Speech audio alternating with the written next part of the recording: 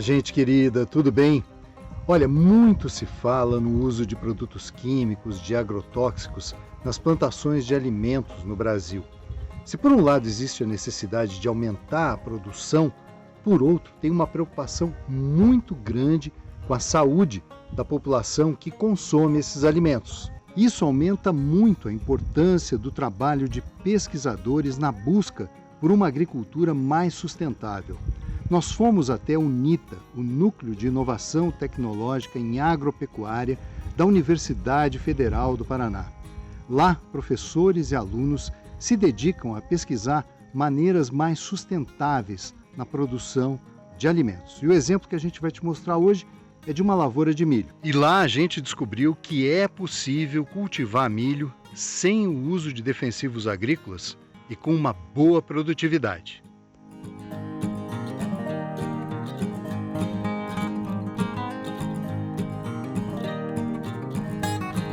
A gente vê o milho numa condição que não usa herbicida, né?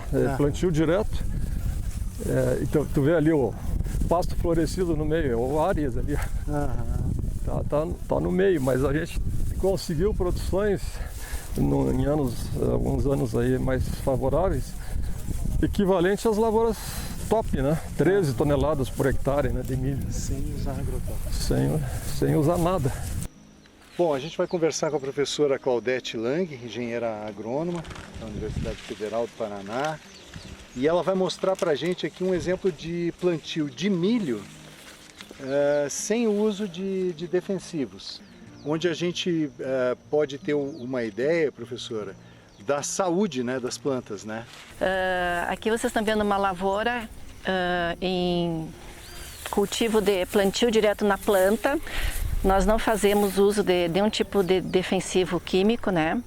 Mas também não fizemos uso de nenhum tipo de manejo cultural, que nesse caso deveria ter sido feito, né? Mas como é uma área de pesquisa, então a gente busca resultados e o mínimo de interferência possível no ambiente de produção. O que havia aqui antes do milho ser plantado? Nessa área aqui nós tínhamos quase que um consórcio de espécies onde predominava a aveia, né? Tivemos um pouco de azevém esse ano, o clima foi muito favorável para a ressemeadura do azevém, e o azevém é um problema sério para o milho, né? Na questão do efeito alelopático.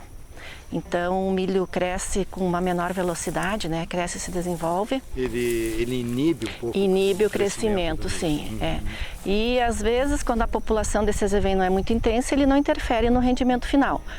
Importante dizer que é plantio direto, ou seja, não houve nenhum processo aqui de arar o solo, de escar, nada disso? Nós estamos aqui há quase 10 anos sem revolver o solo, né? Se você abrir aqui e entrar mais para dentro, você vai perceber que abaixo do solo você tem um nível de umidade que em outras áreas você não encontraria. E aqui, ó, sem dúvida, se falar em agricultura sustentável, alguns vão olhar esse monte de planta daninha e vão achar essa lavoura aqui terrível, né? Mas aí é aquela coisa dos olhos. E se a gente for falar de conservação da natureza, conservação do solo, aqui então, a gente tem tem vida, exemplo, né? A gente não sabe. Mais na brecha aqui. Precisava ter tipo um canivete, mais ou menos, né? Ainda você tem aqui, mas ó. Mexer com a mão que é mais interessante. Ó, dizer, uma umidade, um nível de umidade excelente, né? Consegue soltar o solo. Se a gente tivesse uma lavoura sem essa cobertura aqui do solo, a gente não teria um nível de umidade desse tipo aqui, né? E a vida que tem nesse solo, né? A atividade, micro-organismos, insetos. A macro, a meso e a microfauna nesse sistema tem uma diversidade impressionante. É claro que vem aquilo que eu falei, os desafios, as dificuldades, mas as pessoas, como eu falei, eu já tentei desistir, mas vamos continuar nessa luta, porque eu tenho certeza que eu estou no caminho certo. O desafio do pesquisador é sempre esse, né? E aqui dentro dessa área tem N trabalhos de pesquisa desenvolvidos que já deram resultados, né? Quando vocês fizerem a colheita desse milho, qual vai ser o outro plantio? Milho também? Não, aí na sequência aqui entra a cobertura de inverno, que vai ser aveia. A princípio aveia, mas nós esse ano vamos reunir a equipe de cientista, né, para ver qual as melhores espécies para colocar aqui que beneficiam o milho na redução da emergência de planta daninha. Claro.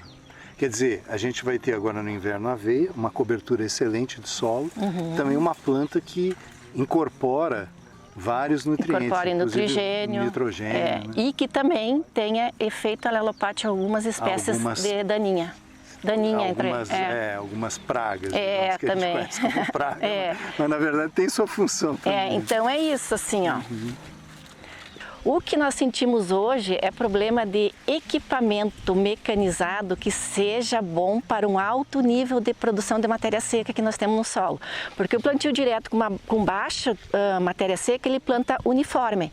Agora, com uma alta densidade de matéria seca, né, aí essas máquinas não estão fazendo uma uniformidade de plantio. O país como um todo, nessa questão de mecanização, tem que evoluir para conseguir fazer esses plantios mais uniformes, né? Agora, a gente pode considerar essa área experimental aqui como uma possibilidade de produtores, de uma maneira geral, fazer o plantio do milho, plantio direto do milho, na planta, sem o uso de produtos químicos, né, os defensivos, enfim, e assim mesmo ter uma boa produção?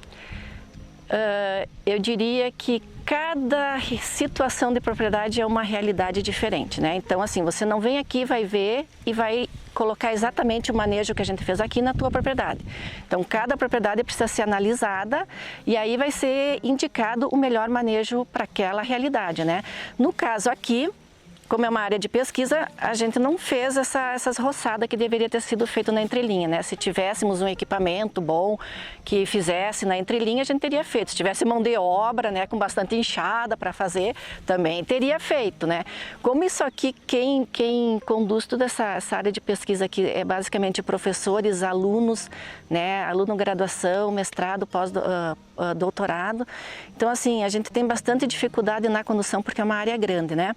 Eu diria para vocês que essas plantas daninhas que vocês estão vendo aqui, a única que seria problema sério e que comprometeria toda a tua lavoura é essa espécie aqui, ó, que é a Ipomeia sp, tá? Que é a corda de viola.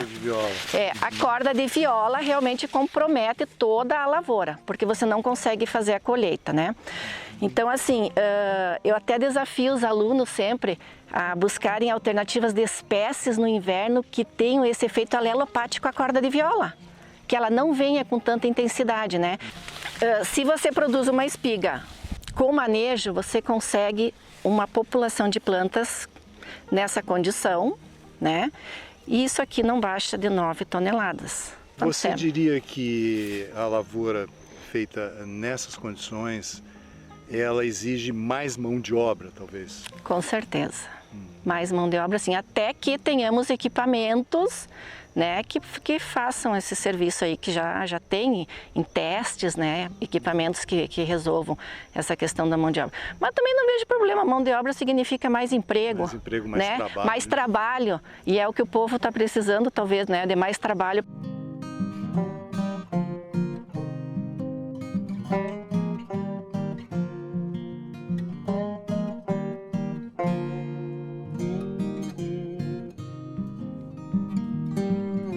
Finalidade comercial, econômica e tal, essa lavoura ela é rentável. Ela é rentável. Sim, porque o custo é muito Você não pequeno. Tem aquele custo imenso de herbicidas. Ainda mais com o preço que está, né, a saca de milho hoje.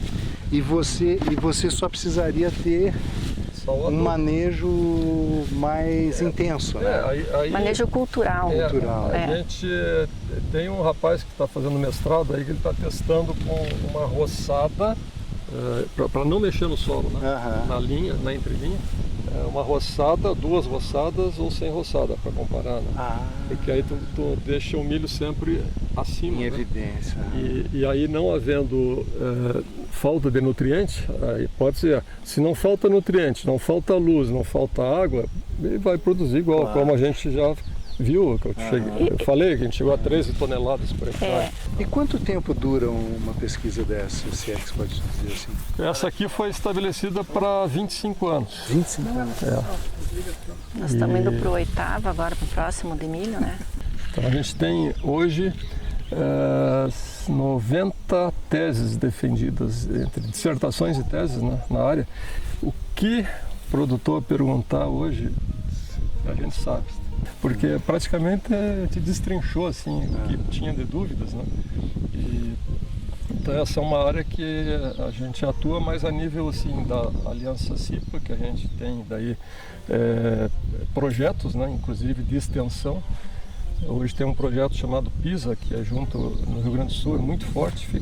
Começou com o Ministério da Agricultura e lá no Rio Grande do Sul, Sebrae e Senar, eles viram assim, que era algo fantástico, né? E eles estão bancando várias regiões, vários projetos. A gente está com mais de 2.000 propriedades já. O que é o PISA? PISA é um programa chamado Produção Integrada de Sistemas Agropecuários, que integra tudo que é bom, né, em termos de agricultura conservacionista,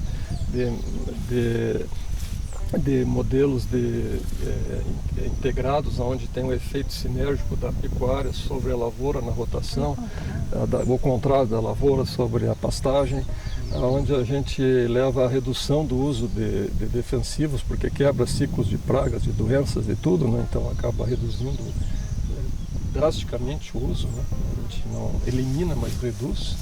O programa PISA leva a praticar, assim, a levar para o produtor, como consultor qualificado, que são nossos egressos na universidade que a gente prepara. A maioria tem mestrado, doutorado, então é uma consultoria de alto nível, né?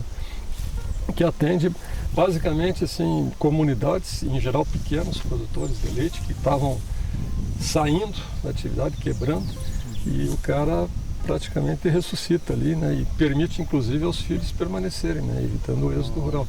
Programa fantástico, isso aí tu tem que fazer um programa só disso. Eu acredito muito nessa agricultura sustentável, eu acredito também que muitos pesquisadores, produtores não estão entendendo o que é o significado da palavra sustentabilidade. Aí se fala muito em fome zero, né? Se fala muito também em segurança alimentar, né? O que o povo está realmente sabendo de segurança alimentar? Será que as nossas commodities, elas estão também preocupadas com a segurança alimentar? Eu me pergunto várias vezes isso todo dia e tenho assim uma plena certeza que a agricultura no mundo consegue alimentar toda a população que tem hoje, sem dúvida nenhuma, né? O Brasil pode caminhar para aumentar a área de milho. Também penso que produção de grãos, Parracho, que serve de alimento para o ser humano, deveria ser priorizado para a alimentação humana, né? Quando para a alimentação animal nós temos uma diversidade de opções nesse Brasil, né? Que não necessariamente tem que ser o milho, não necessariamente tem que ser o milho para etanol. Então, assim, é meu posicionamento, a minha forma de pensar. As críticas vêm, mas eu já passei do meio século, então as críticas não me... Né, não, eu vou seguir no meu pensamento muitos já teriam desistido daqui. Né? Nós estamos há 9 anos, todo ano falo com o professor em nível de não, esse ano não, essa lavoura não. Esse ano mesmo, a nossa lavoura aqui foi caótica, né? Mas ainda assim a gente vai conseguir colher, né, milho, quando muitos produtores não vão colher nada, zero.